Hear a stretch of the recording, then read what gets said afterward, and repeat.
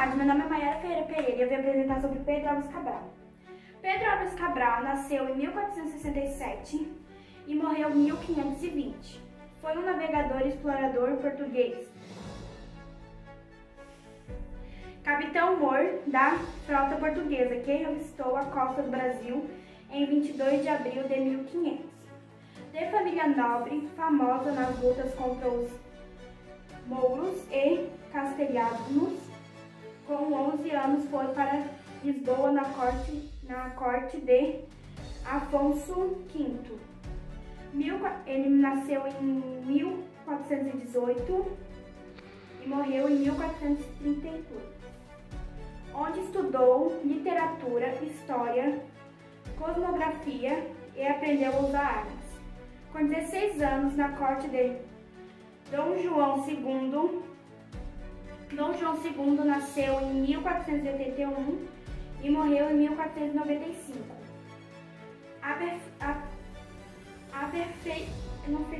Aperfeiçoou-se em cosmografia e estudou em técnicas militares. Nessa época, começaram as grandes saídas marítimas. Experientes no uso de caravelas, os portugueses passaram a explorar a costa ocidental da África. Em 1488, Bartolomeu Dias cruzou o Colo da Boa Esperança, extremo sul da África, e em 1498, Vasco da Gama chegou a Calicut,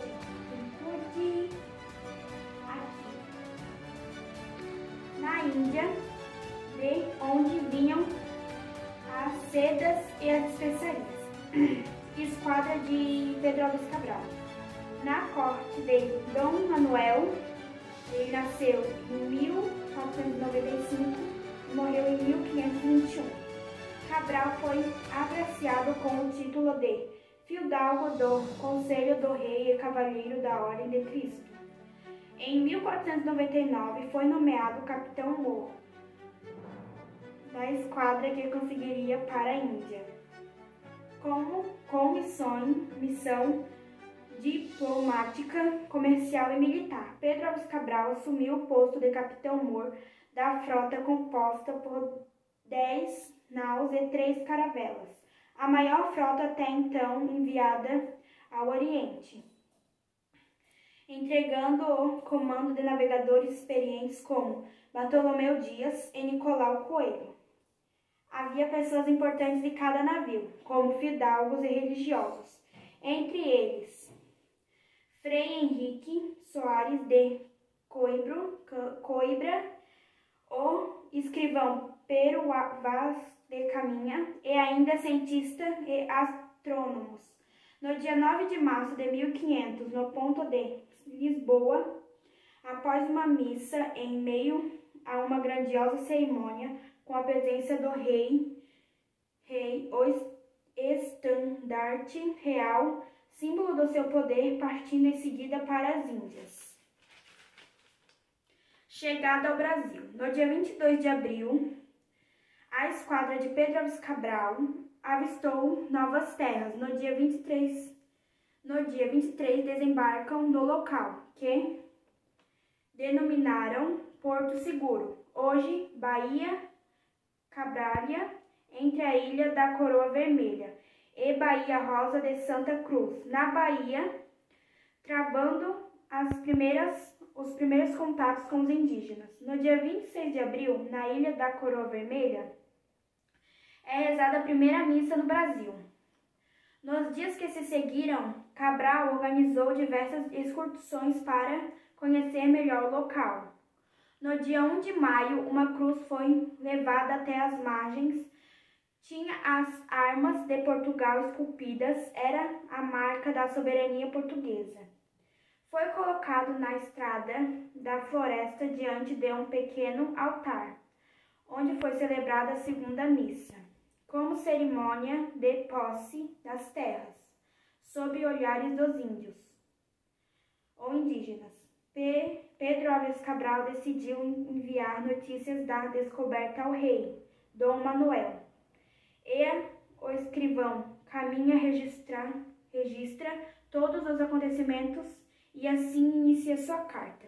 Senhor, posto que o capitão desta vossa frota e assim os outros capitões escrevem a vossa alteza a nova do achamento desta vossa terra, que ora nessa navegação se achou.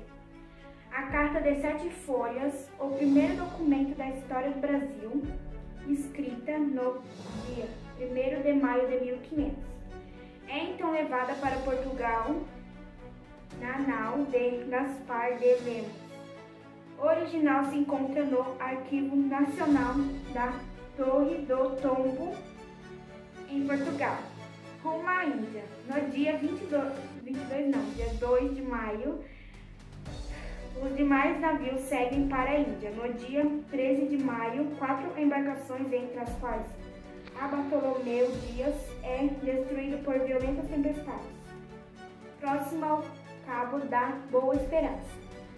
Boa Esperança é aqui. Esperança. Que anos antes havia descoberto. 3 meses depois de deixar o Brasil, Cabral chega a Calicut, que fica aqui, como eu mostrei, na Índia, onde não consegue manter uma relação amistosa com a população. Sofre um ataque dos muçulmanos, mais de 30 portugueses foram mortos. Em seguida, Cabral consegue tomar todas as embarcações ancoradas no porto, confisca as cargas e manda incendiá-las.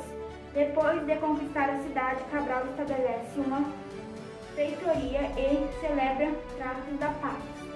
Seguiu para Cananu, onde se abastecia as especiarias.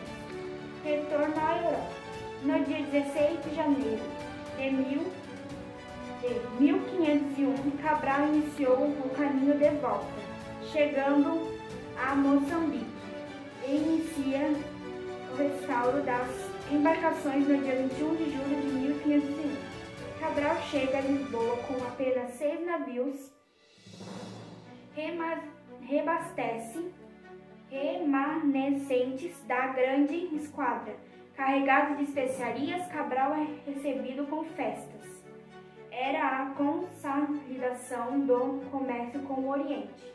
Em 1503, Pedro Álvares Cabral casa-se com Dom Isabel de Castro, filha de Dom Fernando de Noronha e Constança de Castro, com quem teve 6 filhos, que são Fernão Cabral, homenagem ao seu pai Fernão Cabral, Leonor de Castro, Antônio Cabral, Catarina de Castro, Guiomar de Castro e Isabel de Castro. Cabral é nomeado para comando de uma nova expedição, mas depois de 8 meses de preparativos e desentendimentos com o rei, é substituído por Vasco da Gama. Em 1509, retira-se para sua propriedade perto de Santarém. Em 1515, Cabral teve sua pensão aumentada e foi citado no livro dos moradores da casa de rei Dom Manuel, como cavaleiro do Conselho Regério. Mas era tarde para uma reaproximação. Pedro Álvares Cabral faleceu em Santarém, Portugal, no ano de 1520. Morreu de causas não específicas. Seus pais eram Fernão Cabral e Isabel de Oliveira de Queiroz. Mas Pedro Álvares Cabral foi enterrado no interior da Capela de São João Evangelista, na igreja do antigo convento da Graça de Santarém. E aqui está o mapa do Delindo, ele parou em Porto Seguro e foi até Colepuípe.